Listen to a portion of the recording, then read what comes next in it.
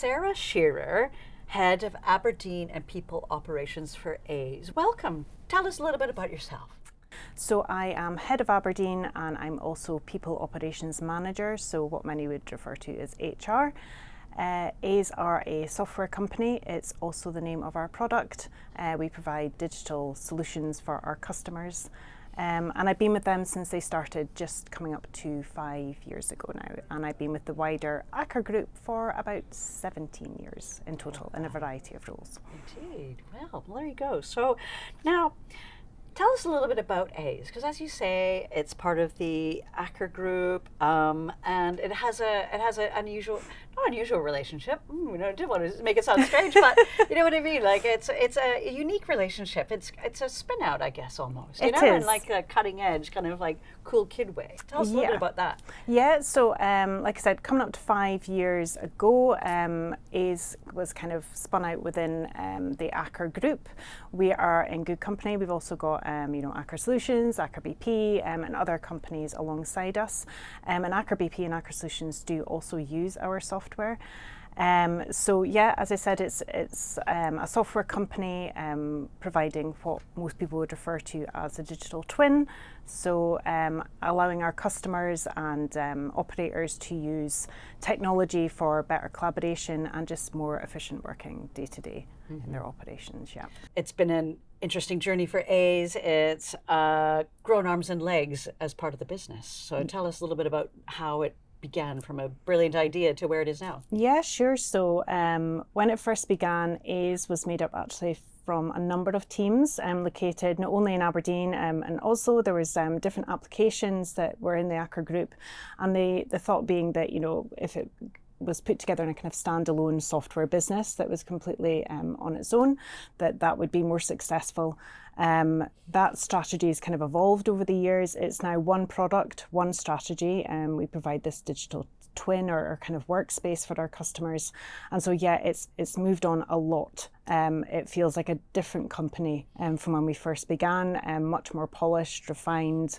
We know who our customers are, we know where we're going, and it's been a really exciting journey for sure. It's interesting to it almost feels like it's a bit of an entrepreneurial, like because it's but entrepreneurial because you're kind of taking bits and creating something whole, which I think is maybe an interesting angle too, isn't it? Yeah, and I think it really did have that startup feel when we first began. Everyone was kind of finding their way. We were trying to figure out what worked, what didn't work, what made sense for the market, and what would fit within the Aker group. And looking back to where we are now, it's really evolved, a lot. And it's proven to be really successful, which is so exciting. Great. Now, digital twin. I was listening to the video that Aize has, and one of the things that came out about that, it says lack of data is not a problem. It's making kind of meaning out of that data. I mean, we hear a lot about digital twins, but tell us a little bit about what makes this digital twin the one. Obviously the industry, your customers, because it's developed in Aker, like you've got great feedback. So it must work somehow as well. Yes, so I think you're right that the word digital twin is kind of been overused. It's such a buzzword within the industry, whether it's digital twin, digitalization, AI, all these words are bandied about. But for Aize, when we speak about a digital twin, it's really about visualization and collaboration. So what we do is we take our customer, whether it's an operator or an owner, and we take their existing data from a multitude of sources and we pull it into one space, the digital twin or the workspace.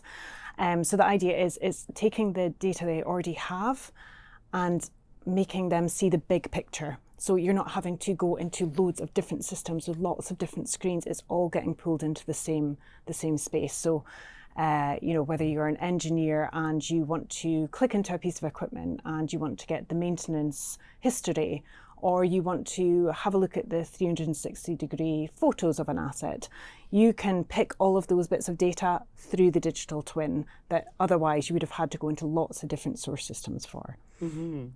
Yeah. And then how long has it taken to get there? And kind of what are your customers telling you about it? So we're getting really positive feedback. Hopefully if people go onto our website, they'll see, kind of the customers that we're working with. Like you said, being part of the Aker group is also some, is a huge advantage. We've got Aker BP and Aker Solutions working alongside us, and they can give us that feedback immediately of the impact it's having on engineers, offshore, or whether it's people working in the offices on the beach. So yeah, it's definitely having an impact in terms of, collaboration. It reduces the need for site visits, which, when you're wanting to look for something tangible or cost saving or risk reducing, from a health and safety perspective, that's where now people can just click into Aize and they know that they're working on the same live document. They know they're working on the most up-to-date version at all times. They can collaborate with people at site from in the office live using that, which just makes things much more effective, collaborative, and just makes their lives easier, in their working day. Well, this is the promise, is that you don't have to go out to see out to the asset, which is game changing. And I don't know, are you at the position where you can be sitting at home in your living room? So you can load up Aize on, you can get on a tablet, you can get on a laptop. It works on both of those. Because that's the way, when people are offshore, they're increasingly now upgrading, whether it's 4G or their mobile networks out there as well, that the guys going around doing inspections can load up Aize on a tablet and start putting that data in there. So, the industry is moving on, it is modernising, so absolutely people should be able to access it from anywhere, really. Mm-hmm. I mean, on one hand, it kind of enables, the workforce, work remotely, stay home, safer, on the beach, as it were. Yep. And, that's all really good. Saves a lot of money having to ship, off and all that sort of stuff. You still need to get out there, obviously, but it changes that a little. But I'm also thinking, people, who are maybe on the other side of 30, I wouldn't dare to ask, which side of 30 you're on. Yes, definitely on the other side. But if you're trying to attract, the younger people, I mean, that must make sense to people to say, why would you go into any other industry that doesn't have the tools that, they've been accustomed to interacting with in a way that, this kind of sounds like it appeals to that demographic as well, which is key, I think, for this industry. Absolutely. So, when we speak about attracting new people into the sector, retaining the current talent that we've got, you're completely right. Well, no matter what generation you're in, we're all used to having the latest tech in our pockets. Whether it's your smartphone or your tablet or the laptop that you're using at home. And people are now expecting that in the workplace, and why shouldn't they? And I loved one of our product managers, he summed it up as, your engineers deserve better. If you're coming out of university especially and going into a workplace that's got all these kind of like old clunky systems, and it's just taking up so much of your time to get the data and the information you need to do your job, well, that's where Aize comes in. That's where we see our role is being able to modernise that data for our customers. Yeah, you're right. You're kind of hold me up a little bit for being ageist. You can't take my mum's iPad out of her hands. I mean, it's the sort of thing that everyone expects. Yep. And we're all much more accustomed to interacting with. So that's a real strength, I guess. That. And maybe just kind of wearing your HR hat, are you finding that this is a differentiator in the market when you're talking to kind of recruits at any entry level? Yeah, I think so. I think it's such an exciting way to kind of use that domain knowledge that so many people have in the energy sectors.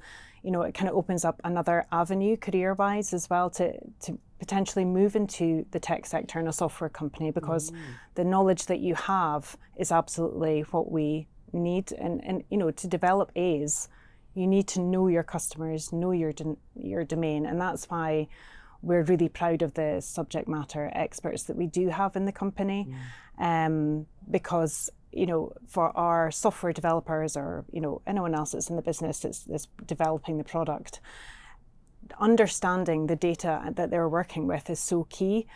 So they might have come out of university or from a totally different sector, such as banking or gaming.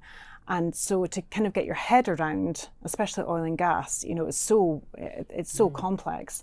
And that's where we have, for example, product managers who've maybe had a background in drilling or asset integrity management. You've got customer success managers who have technical backgrounds in oil and gas. And you've got people operations managers who might know a little bit about HSE inspections or work orders. So that we feel that that domain knowledge we have in Aize is what really makes us kind of stand out in the market, and we understand our customers' challenges and also the power of the solution that we can offer them. Here's a good question. I don't think we've scripted this already, so be prepared for it. But is Aize an energy company or a technology company? Oh, I guess, yeah. I think we'd have to say we are a technology company, but within the energy industry for now. I mean, who knows what is ahead in the future? Of course, right now, that is our focus. It's the energy sector. That's what we know. That's where our expertise lies. But yeah, we're a tech company for the energy industry is how I would summarize us right now. Yeah, good. Now, you yourself are almost kind of like a poster child for the, for the industry in a way. You're almost, your journey through Aker and now Aize is a really great story. You said you didn't mind telling us a little bit about your entry into the industry, and just because I think it's a great story. I mean, first, everyone's probably shocked when you tell them that you've been with the company for 17 years. Yes. You barely look like you've been able to kind of work as that long. So tell us a bit about your story. Yeah, so definitely not the most traditional career path into HR, that's for sure. But I do think the roles that I've had have given me a really solid kind of basis for the role I'm in now and the experience over the years. So yeah, I didn't go to university. I was never sure what career path I wanted. I didn't have that strong sense of where I saw myself when I left school. So just went into work and found my way from there. So yeah, when I joined the Aker group 17 years ago, it was then with Aker Solutions, initially on an operations and maintenance contract. So I was working with systems such as SAP. I was dealing with data like work orders, HE inspections, maintenance routines, and then very quickly moved into personnel logistics. So that was everything involved in getting personnel to and from both onshore and offshore assets. So shift patterns, rotas, weather delays, all that good stuff. And as part of that project, I was fortunate enough to be offered the opportunity to work offshore. So I did that for a year. Which at the time did still raise a few eyebrows, being one of the few females offshore. Even in my 20s, that was still quite unusual for women to be offshore. And I felt that was such a great opportunity, and I'm so glad I took it, because I think, like I said, at that stage of my 20s, what I was lacking maybe in university qualifications, I was definitely gaining in what I saw as kind of credible industry experience. And after that, I would get quite, once I'd felt like I'd done something, I was looking for the next challenge. So then it was into HSE. So I did my NEBOSH training. I was helping the corporate HSE team in Aker Solutions. So kind of HSE plans, emergency response planning, risk assessments. Very quickly figured that maybe wasn't for me long term, but again, some really good insight and experience into all the different projects that were happening in Aker Solutions at that time. And then moved into asset integrity management, and they had a small software development team. And that is who I worked with. They asked if I would go in and help them secure some R&D funding with Scottish Enterprise. They were looking to get some new R&D roles within that team. And I helped them secure that. We were successful, and that was a really cool project to be in. And I just so happened to be there when the decision was taken to break off into, at the time it was kind of renamed iX3, but then eventually broke away entirely to be Aize. That was just so happened to be where I was in the business at that time. Yeah. How did that feel? Were you did it feel like jumping off of an edge, or were you excited about it? I think it was quite not naive, but I don't think I really understood fully what that meant at that time. I think it was just kind of, we're going to break away and it's going to be this new software business. And it seemed really exciting, but I don't think I definitely couldn't have imagined what it would have become today at that time, or how big it would become. And it was then that I took the opportunity to kind of ask if I could maybe retrain into HR. I thought that would be something I would really like to get involved in. There was no, at that time, HR support identified for Aize in Aberdeen. So they were great. They absolutely supported me, funded me to go through my diploma. And I do think I've found my vocation with HR. I absolutely love it. So, I'm the HR, people operations manager for Aberdeen. I've also got my people operations team based in our headquarters in Oslo, but I'm responsible for Aberdeen. And then last year, finally took on the additional responsibility with the kind of dual role as this head of Aberdeen. Acton is the focal point for that office. Like I said, about 55 employees who I just love working alongside, super proud to be in that role. And then we've got our head office, as I said, over in Oslo, where there's around another 150 kind of permanent employees there. So, how's your Norwegian? You're spending a lot of time. It's terrible. No, I wouldn't even attempt. I wouldn't even attempt. My team's English is incredible. It's incredible, isn't it? It puts me to shame sometimes how great they are. So no, I'm afraid I did not put in any effort with the Norwegian language. But again, they're so forgiving and so good at English anyway. So yes, it's absolutely. easy to be lazy when English is your first language. That's for sure. Good. You know what? When you were talking, I was just kind of thinking about. It kind of sounds like because you'd been in so many parts of the business, it's great, when you're bringing that to an HR role, because if sometimes maybe it feels, you wonder, did the HR personnel, did they understand kind of my role and what I'm doing? You've done it all actually, which is cool. I think it still sometimes surprises people when I think certain people new to the business maybe assume I'm always been in HR and that's been my career path, and it hasn't.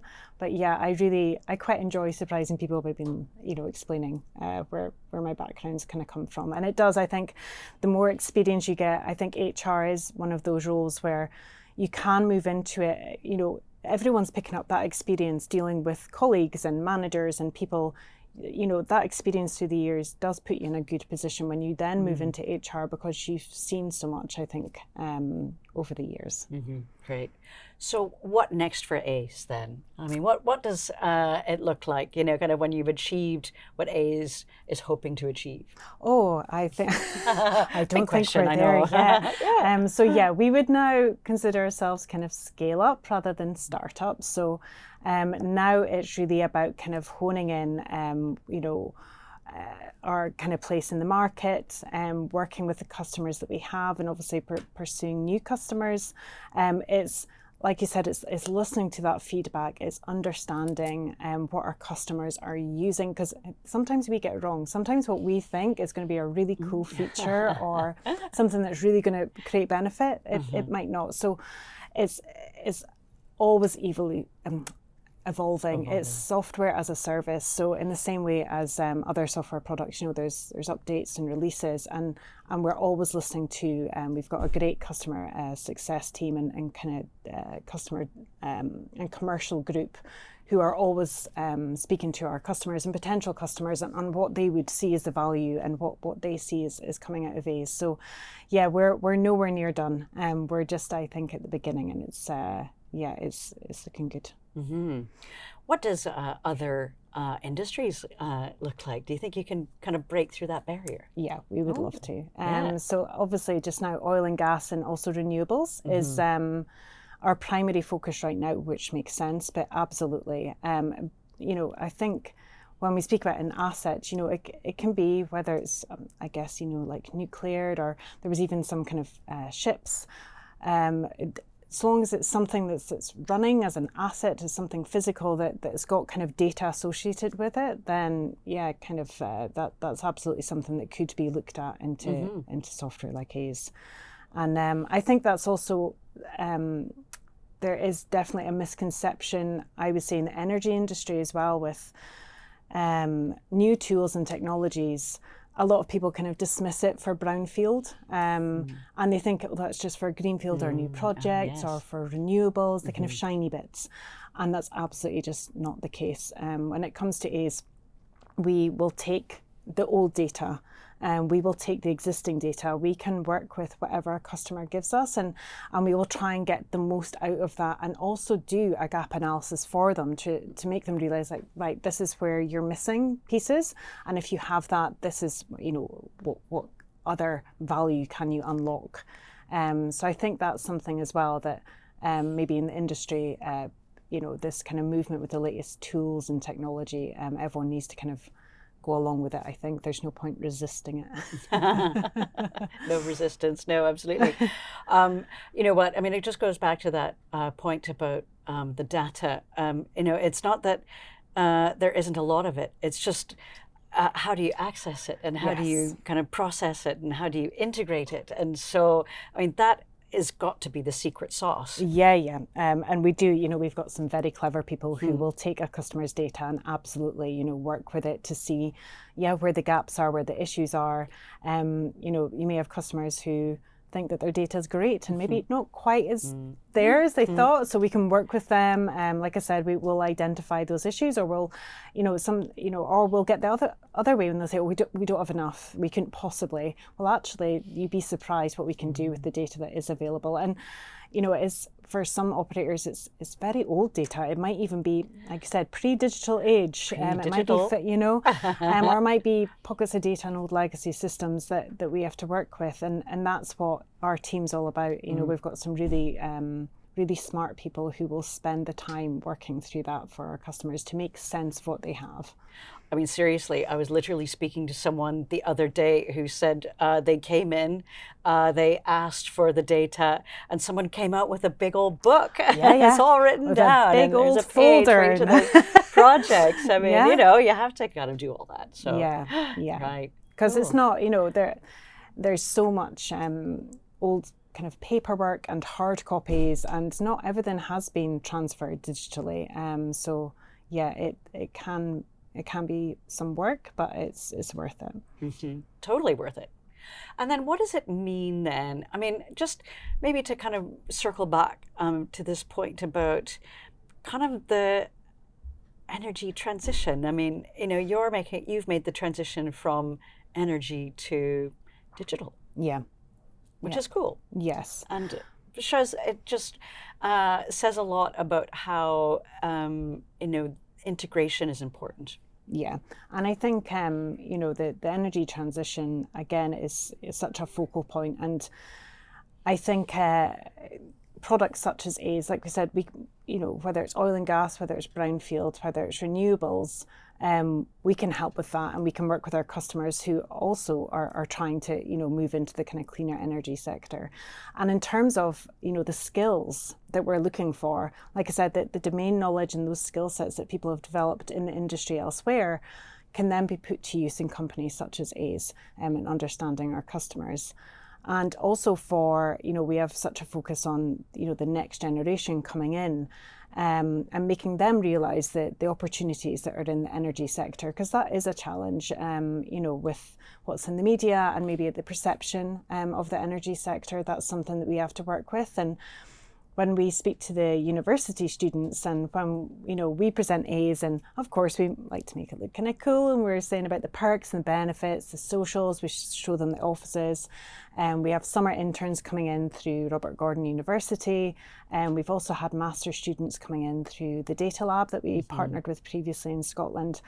And we love to work with that kind of next generation. But again, a sense of surprise from them that, oh, I didn't realise there was like tech companies in Aberdeen. There's this, they seem to think that you need to go to the Central Belt or maybe into England to kind of get those kind of tech roles.